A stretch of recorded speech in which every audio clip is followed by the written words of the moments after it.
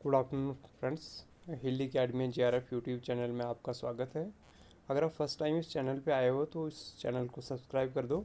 Bell icon का button दिख रहा होगा, उसको बेल आइकन को दबा लो ताकि जैसे भी कोई भी मेरी न्यू नोटिफिकेशन आएगी, कोई भी वीडियो मैं अपलोड करूँगा उसकी नोटिफिकेशन आपको आ जाएगी। तो इस चैनल पे आपको अभी BA part first, BA part second, BA part fourth के लेक्चर्स मिलेंगे और अभी UGC नेट के लेक्चर्स भी इस पे चल रहे हैं। तो फ्री ऑफ कॉस्ट है, आपको PDF भी मिल जाएगी। अगर कोई भी हेल्प चाहिए आप डिस्क्रिप्शन में भी लिख सकते हो।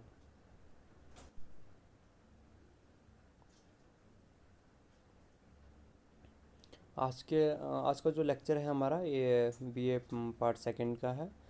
तो हमने फर्स्ट 2 यूनिट जो हैं वो ख़त्म कर लिए हैं। उसकी वीडियोस आपको इस पे चैनल पे मिल जाएंगे। आपको क्या करना पड़ेगा, आपको यूट्यूब चैनल को ओपन करके उसकी प्लेलिस्ट में जाना पड़ेगा। तो प्लेलिस्ट में एक BA पार्ट सेकंड की प्लेलिस्ट होगी, तो उसमें आपको सारे लेक्चर्स मिल जाएंगे। हमने 2 यूनिट ख़त्म कर दिए हैं, तो आज हमारा जो है तीसरा यूनिट जो है स्टार्ट हो गया है। आज का टॉपिक है party system in India, evolution from one party dominant system to multi party system. कि जो इंडिया का पार्टी सिस्टम है वो कैसा है। तो जब हमारी शुरुआत हुई थी, जब हमारा एवोल्यूशन हुआ था पॉलिटिकल पार्टी का, तो हमारे यहाँ क्या थी, एक ही डोमिनेंट पॉलिटिकल पार्टी थी। मतलब कि एक मेजर पॉलिटिकल पार्टी थी, बाकी बिल्कुल छोटी छोटी पॉलिटिकल पार्टीज़ थी। तो आज के टाइम में जो हमारा मल्टी पार्टी सिस्टम है, बहुत सारी पार्टीज़ हैं। जैसे आपको नेशनल पार्टीज़ देखने को मिलती है, कांग्रेस देखने को मिलती है, BJP देखने को मिलती है, कम्युनिस्ट पार्टीज़, बाकी भी बहुत सारी रीजनल पार्टीज़ हैं जैसे TMC, तृणमूल कांग्रेस है ममता बनर्जी की। तो बहुत सारी पार्टीज़ हैं आज के टाइम इंडिया में। After the first Lok Sabha election 1952, first Lok Sabha election जो हुआ था, कब हुआ था, 1952 में हुआ था। कांग्रेस जो क्या बन गई, लार्जेस्ट पार्टी बन गई। Congress become the largest political party under Nehru ji. और उस टाइम जैसे आज के टाइम हमारे पास नरेंद्र मोदी जी हैं नेता, तो उस टाइम कौन था, उस टाइम नेहरू जी थे। तो उन्होंने कितनी सीट्स सिक्योर की, उन्होंने 364 सीट्स ली। तो एक बहुत हाईएस्ट आंकड़ा है। तो आप खुद समझ सकते हो कि आज के टाइम में जैसे कांग्रेस या BJP की 364 सीट्स आएंगी, तो बाकी कितनी बचेंगी पार्लियामेंट में, एक बहुत छोटी फ्रैक्शन होगी जो बाकी पार्टीज़ के पास बचेंगी। On the second place was the CPI with only 16 seats. और सेकंड नंबर पे जो आई थी कम्युनिस्ट पार्टी ऑफ इंडिया आई थी, CPI आई थी।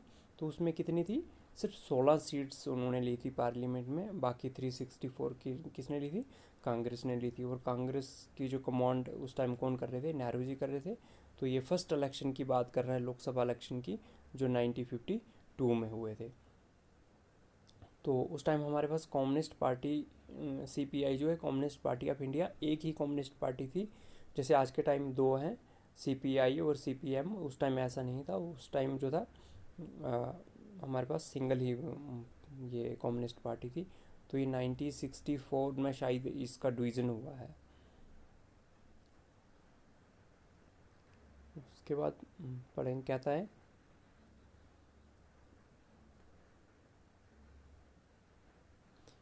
Indian political system evolved from a single party dominance in 1952 to the multi-party system of today, including various political powerful regional parties.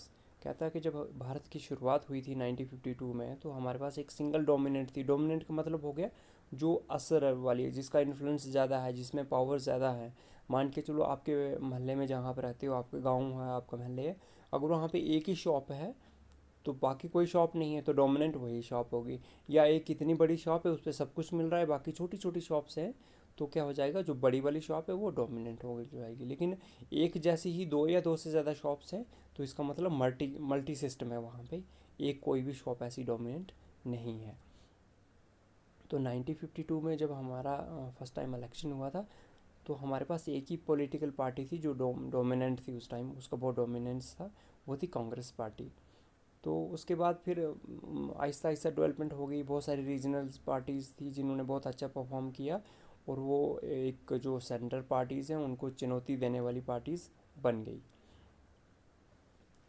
फिर है Morris Jones divided political party in India into 4 phases. जो Morris Jones थे, तो इन्होंने politics in India पे बहुत काम किया है, यानी जो ये स्टेट पॉलिटिक्स इन इंडिया की है, तो इन्होंने इस पर बहुत ज़्यादा काम किया है। तो इन्होंने जो है पॉलिटिकल जो हमारा सिनेरियो है, हमारा पॉलिटिकल पीरियड है, तो उसको कितने हिस्सों में बांट दिया, 4 हिस्सों में बांट दिया।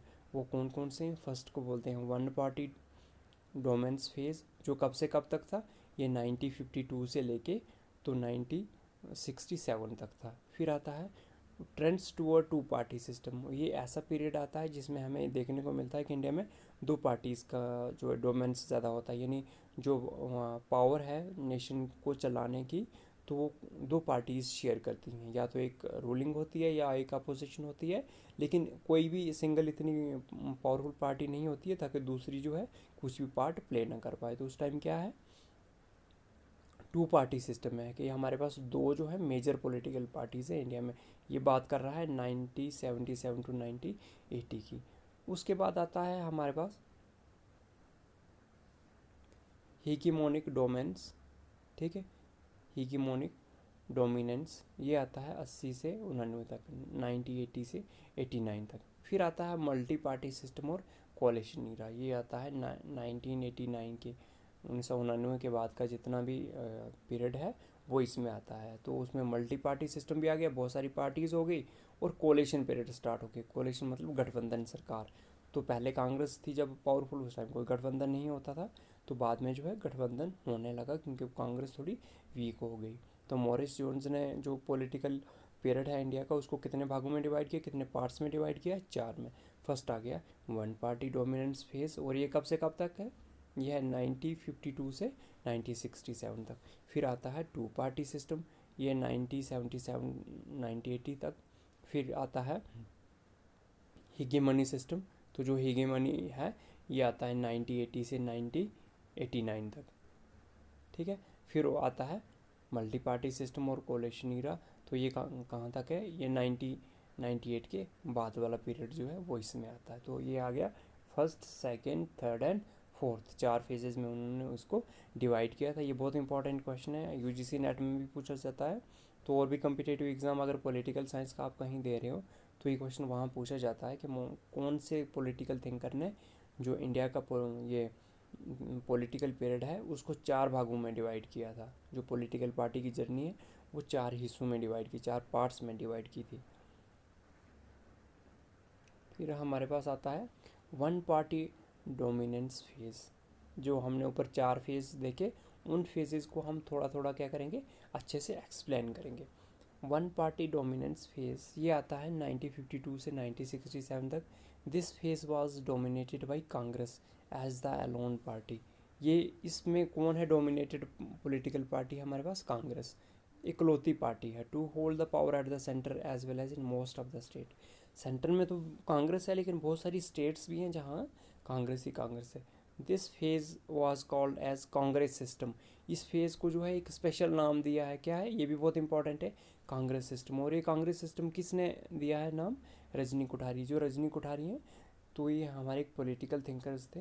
जैसे आपने प्लेटो एरिस्टोटल पढ़ा होगा वेस्टर्न, वैसे ही जो रजनी कोठारी हैं वो हमारे प्लेटो और एरिस्टोटल बहुत पुराने हैं, जैसे जॉर्ज सेबाइन आपने पढ़ा होगा, तो वैसे ही जो रजनी कोठारी हैं ये हमारे कंटेम्प्रेरी थिंकर है। इन्होंने पॉलिटिक्स, जो इंडिया की पॉलिटिक्स है उस पर बहुत ज़्यादा काम किया है। इन्होंने एक सेंटर फॉर डेवलपमेंट स्टडीज़ करके इंस्टीट्यूशन भी खोला है जिसको गवर्नमेंट ऑफ इंडिया ने अडॉप्ट किया है, अब इनकी डेथ हो गई है। ए प्री डोमिनेंट पार्टी सिस्टम, ये किसने कहा है, ये कहा है सरतूरी ने। कौन सा, जो वन फेज सिस्टम है, जो मॉरिस जोनी ने जो वन पार्टी डोमेंस फेज कहा है, इसको रजनी कोठारी ने कांग्रेस सिस्टम कहा है। और सरतूरी एक पॉलिटिकल वेस्टर्न पॉलिटिकल थिंकर हैं, इन्होंने क्या कहा है, प्री डोमिनेंट पार्टी सिस्टम कहा। तो ये टेक्निकल नाम है, ये आपको याद रखने पड़ेंगे। During this phase there was no opposition leader.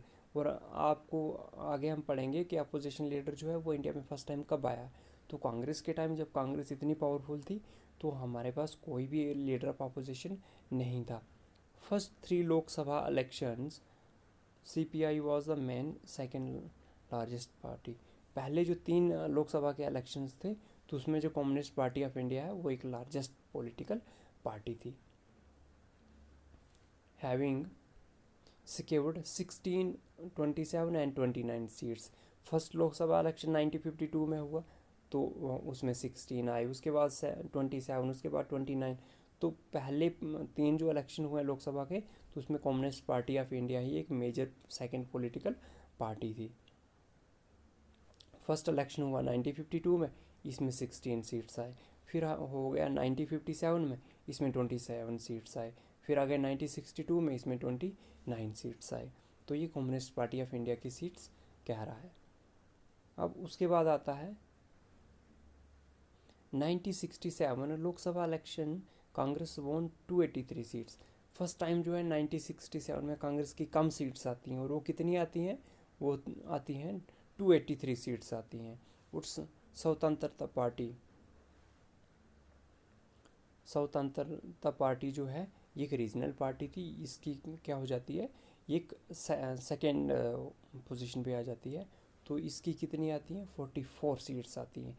In this phase the Congress was so dominant that those political leader who got against the Congress lost their career. तो इस टाइम में कांग्रेस इतनी पावरफुल थी कि जो भी पॉलिटिकल लीडर था, क्योंकि हर टाइम तो किसी भी पार्टी का रीजन नहीं रहता, आज बीजेपी है कल बीजेपी नहीं रहेगी, पहले कांग्रेस थी तो आज कांग्रेस बहुत कमज़ोर है, तो हर किसी का टाइम आता है। तो उस टाइम ऐसा था, जो कांग्रेस के अगेंस्ट इतनी डोमिनेंट थी कांग्रेस के अगेंस्ट जो भी पॉलिटिकल लीडर जाता था उसका कैरियर ही बिल्कुल ख़त्म हो जाता था। जैसे आज के टाइम अगर बीजेपी से कोई जाता है, मोस्टली हम अपनी स्टेट में भी बहुत, मैं हाईलाइट नहीं करूँगा, अपनी स्टेट में भी बहुत सारे आपको पॉलिटिकल लीडर्स देखने को मिलेंगे जिन्होंने बीजेपी छोड़ी। तो उनको ऐसा नहीं है कि उनका कद कम हो गया, लेकिन अब उनको जो है मेहनत बहुत कम करनी पड़ रही है, क्योंकि बीजेपी का ऐसा प्लेटफार्म था। 2014 वाला इलेक्शन को भी देखा जाए तो बीजेपी की ऐसी किस्मत चल रही थी कि जिसने भी इलेक्शन लड़ा majority of the political leaders जीत गए। तो उसी टाइम कांग्रेस का भी वैसा ही था कि कांग्रेस इतनी पावरफुल थी कि कांग्रेस के अगेंस्ट जो भी जाता था तो उसका कैरियर बिल्कुल ख़त्म हो जाता था। अब सेकंड आ गया trends towards two party system. अब जो 1977 से 80 तक है, तो इसमें क्या हो जाता है, इसमें टू पार्टी सिस्टम आ जाता है। This was a phase in which two party system were the main player. इस फेज़ में क्या होता है कि अब दो मेजर पॉलिटिकल पार्टीज बन जाती, एक की सरकार है और एक अपोजिशन में है।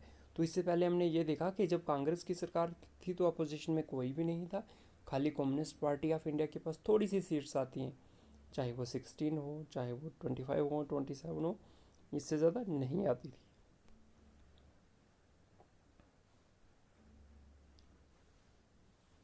One was Congress and other party mostly Janata party. एक तो कांग्रेस पार्टी थी, उसमें हमने कहा ना इस रीजन में, इस पर्टिकुलर टाइम पीरियड स्पेन में हमारे पास दो मेजर पॉलिटिकल पार्टीज़ हैं। तो एक आ गई कांग्रेस और सेकंड पॉलिटिकल पार्टी कौन सी आ गई, Janata Party. The main aim of the second party was to break Congress dominance in the Indian politics. और जो इसका जो सेकंड पॉलिटिकल पार्टी थी उसका मेन एम यही रहता था कि जो कांग्रेस का इतना दबाव है पूरे देश में उसको कहीं ना कहीं थोड़ा ख़त्म कर दिया जाएगा, कम कर दिया जाए, यानी ये अपोजिशन का काम करती थी। इन 6 Lok Sabha election 1977 Congress under Indira Gandhi one 189 seats only and Janata Dal got 345। तो अब जब इंदिरा गांधी के टाइम 1977 में क्या हो गया, इससे पहले इमरजेंसी लगी हुई थी 1975 में, तो 77 में जब इमरजेंसी ठीक हुई, जब सरकार बनने लगी, इलेक्शन हुए लोकसभा के, तो इंदिरा गांधी को 189, तब तक के इतिहास में कांग्रेस को इतनी सीट्स कभी नहीं आई थी, तो इंदिरा गांधी के टाइम 189 सीट्स आई। और जनता दल जो था, जनता दल में क्या प्रॉब्लम थी, ये कांग्रेस की तरह उतना स्ट्रॉन्ग दल नहीं था। इसमें जो थे जितने इंदिरा गांधी ने जिनको लॉकर में जेल में बंद करके रखा था इमरजेंसी के टाइम, मेजॉरिटी ऑफ द वो लीडर्स थे, लेकिन इनकी कोई उतनी यूनिटी नहीं थी। तो कांग्रेस के जैसा ये स्टेबल सरकार भारत को नहीं दे सकते थे। लेकिन जब इनकी ये दल बना था तो इन्होंने 345 जो है सीट्स ले ली। Indira Gandhi lost her seat and इधर हिज लिखा है, ये हर है, हर राइवल जो थे राज नारायण वॉन। जो इंदिरा गांधी के अपोजिट में राज नारायण थे एक लीडर, तो उन्होंने इलेक्शन लड़ा था, वो जीत गए और इंदिरा गांधी जी हार गई, अपनी मेन सीट से इंदिरा गांधी जी हार गई, तो राज नारायण ने जो थे वो जीत गए। जनता party made government under prime ministership of Morarji Desai. तो ये फर्स्ट मोरारजी देसाई जो है एक फर्स्ट गैर कांग्रेसी हम इनको प्रधानमंत्री कह सकते हैं, गैर कांग्रेसी फर्स्ट प्रधानमंत्री थे मोरारजी देसाई। और एक इनकी पॉलिटिकल अपनी पार्टी नहीं थी, बल्कि एक अलाइंस था इनका, तो अलाइंस था लोकदल के साथ, तो उसकी वजह से ये जो है हमारे first non Congress prime minister बन जाते हैं। This election showed a two party trend.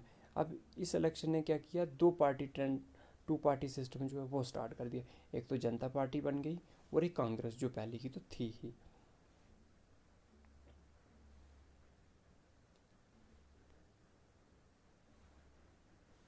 फिर आता है हीगेमोनिक डोमेन्स। हीगेमोनिक डोमेन्स में क्या है, ये पहले तो ये डेट याद रखनी पड़ेगी आपको, ये 1980 से 89 तक था इसका time period.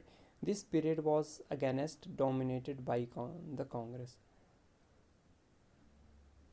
This period was again dominated by the Congress. जैसे पहले हमने पढ़ा कि 1977 से पहले कांग्रेस का दबाव था, वैसे ही कांग्रेस दोबारा डोमिनेट हो गई। इन 7th लोकसभा इलेक्शन 1980 में जो हुए थे, कांग्रेस अंडर इंदिरा वोन 374 सीट्स। क्योंकि ये जो इनका सरकार बनी थी मोरारजी देसाई के अंडर, तो ये कोई लीडर कहाँ के थे, कोई कहाँ के थे, कांग्रेस जैसी स्ट्रॉन्ग पॉलिटिकल पार्टी वो नहीं थी। उसकी वजह से वो एक स्ट्रॉन्ग जो सरकार चाहिए थी इंडिया को, वो नहीं दे पाई। तो इंदिरा गांधी जी 1980 में फिर जीत गई, 374 सीट्स उनको आ गई, उन्होंने गवर्नमेंट बनाई। In 1984 after the death of Indira Gandhi, Congress under Rajiv Gandhi made record by winning 416 seat in Lok Sabha election and made government.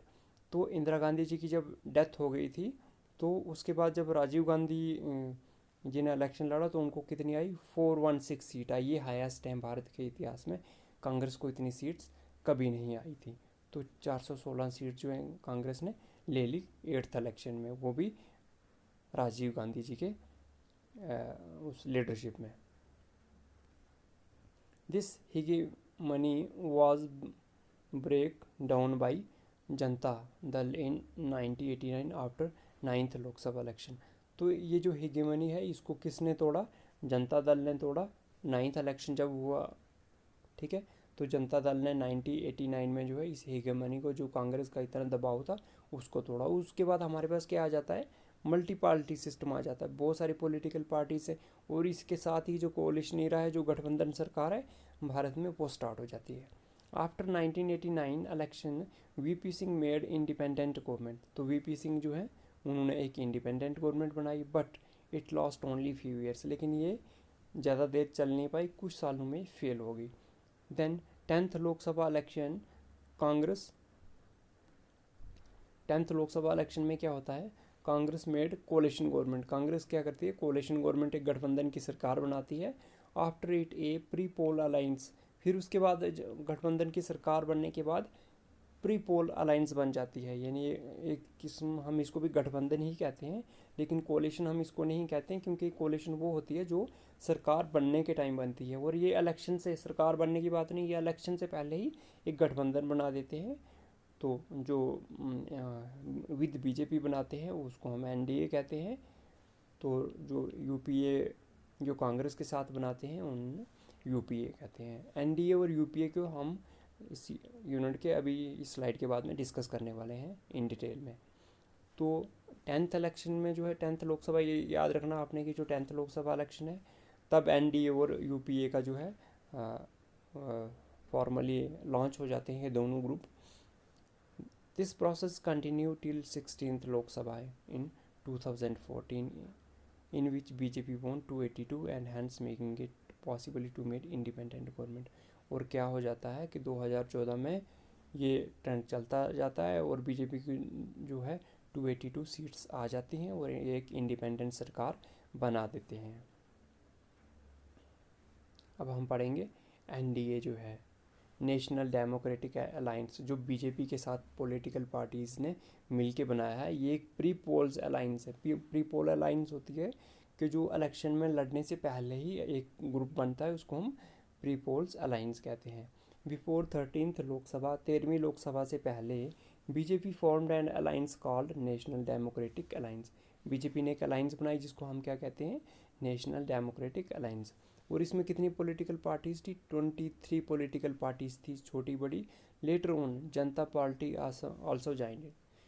बाद में क्या होता है, जो जनता दल है वो भी इसको ज्वाइन कर देते हैं। It adopted A common manifesto, और ये 24 पॉलिटिकल पार्टीज़ जो थी ये एक अपना कॉमन मैनिफेस्टो निकालती हैं इलेक्शन का। They made the कोalition government after Lok Sabha election 1999। तो ये 1999 में क्या करते हैं, अपनी कोalition गवर्नमेंट बनाते हैं इलेक्शन के बाद। अब हम पढ़ेंगे UPA, United Progressive alliance. In April 2004 election for the Lok Sabha were held. 2004 में इलेक्शन हुए। Congress party contested election with their alliance against BJP. जैसे बीजेपी ने एनडीए बनाई थी वैसे ही कांग्रेस ने भी यूपीए, यूनाइटेड प्रोग्रेसिव अलायंस बनाई और उस अपनी अलायंस के साथ इलेक्शन लड़ा बीजेपी के खिलाफ। This align of Congress party is known है, इस अलाइन को क्या बोलते हैं, यूपीए कहते हैं, मतलब United Progressive Alliance. They won 219 seats जो हैं इन्होंने जीती and led a coalition under doctor Manmohan Singh as prime minister. और उन्होंने क्या किया, एक जो कोalition की गवर्नमेंट बनाई और डॉक्टर मनमोहन सिंह जी को प्रधानमंत्री बना दिया। इन अप्रैल 2009 कांग्रेस कंटेस्टेड इलेक्शन एंड वोन 206 सीट्स। फिर 2009 में इलेक्शन होते हैं तो उसमें कांग्रेस को 206 सीट्स आती है and made coalition government under doctor Manmohan Singh. उसको हम यूपीए सेकेंड भी कहते हैं क्योंकि यूपीए फर्स्ट इससे पहले थी। तो फिर जब 2009 में इलेक्शन हुए तो ये जो दूसरी वाली गवर्नमेंट फंक्शन करने लगी तो उसको कहने लगे UPA second. Thanks for watching PPT. तो अगर आप किसी भी बच्चे को कोई प्रॉब्लम है, अगर कोई टॉपिक समझ नहीं आ रहा है, अगर इसमें कोई प्रॉब्लम है तो कमेंट सेक्शन में लिख सकता है। तो आप अपना अच्छे से ध्यान रखिए, अच्छे से कोविड सिचुएशन में अपना ध्यान रखिए एंड अच्छे से पढ़िए। मैं देख रहा हूँ बच्चे सारे अच्छे से लेक्चर नहीं पढ़ रहे हैं, तो कुछ टाइम के बाद हो सकता है वीडियो यहाँ से रिमूव हो जाए। तो आप अच्छे से इसको प्रिपेयर कर लीजिए, आपको डिस्क्रिप्शन में PDF नोट्स भी मिल जाएंगे। तो आप अपना अच्छे से ध्यान रखिए और अच्छे से हार्ड वर्क कीजिए। Thank you.